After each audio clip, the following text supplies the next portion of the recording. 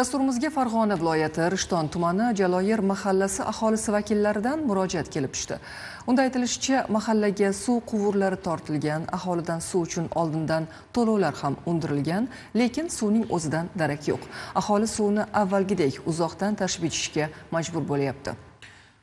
Muxbirimiz Ahror Ziyodov manzilda bo'lib murojaatni o'rgandi, muammoga mutasaddilar e'tiborini qaratdi. Suvsizlik aholini qiynagani haqiqat.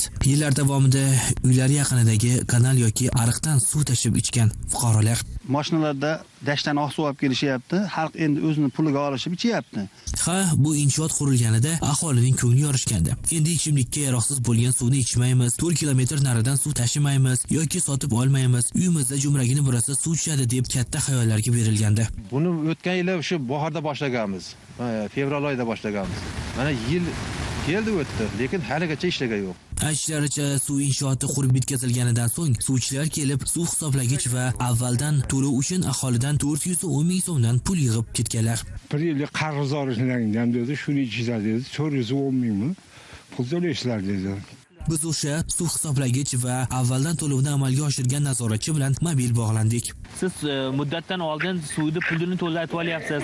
Nima uchun kvitansiya bermagansizlar? Ishkalaman har bittasini nima qiling, hammasi o'sha yozilgan bo'lsa, ba'zida bor, shu bo'lgan. Nazoratchi iste'mol qilinmagan suv uchun avvaldan to'langan mablag'lar ma'lumotlar bazasiga kiritilgan degan so'zni aytyapti. Agarda shunday bo'ladigan bo'lsa, nega aholi iste'mol qilmagan suv uchun qarzdor bo'lib qolgan? Qarzdor shu nimani to'lab qo'ying deb telefonga so'shanga kelyapti.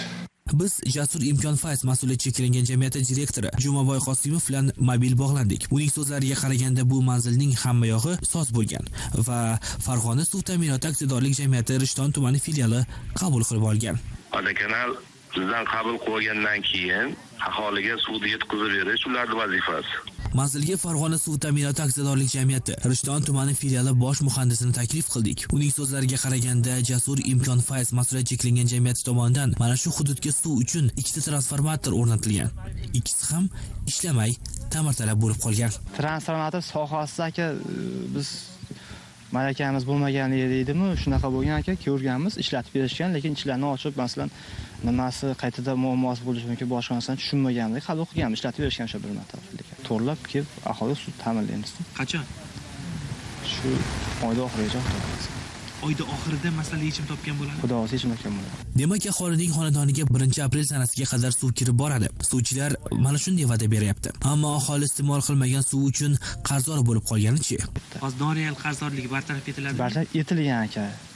Qarzorlik yo'q. Aslida fuqarolar muammosini Jalayer mahalla fuqarolar yig'ini raisi tinglab, mas'ullarga murojaat qilib chiqishi kerak edi. Biz mahalla raisiga qo'ng'iroq qildik. Manzilga kelishi 408-qaror asosida ishni nega talab qilmagani haqida so'ramoqchi edik. Ammo rais bilan mobil suhbatlashganimizdan so'ng qayta bog'lana olmadik. Biz mavzuga yana qaytamiz. Ahror Ziyodov, Safar Ismoilov, Zamon informatsion tahliliy dastur uchun Farg'onadan.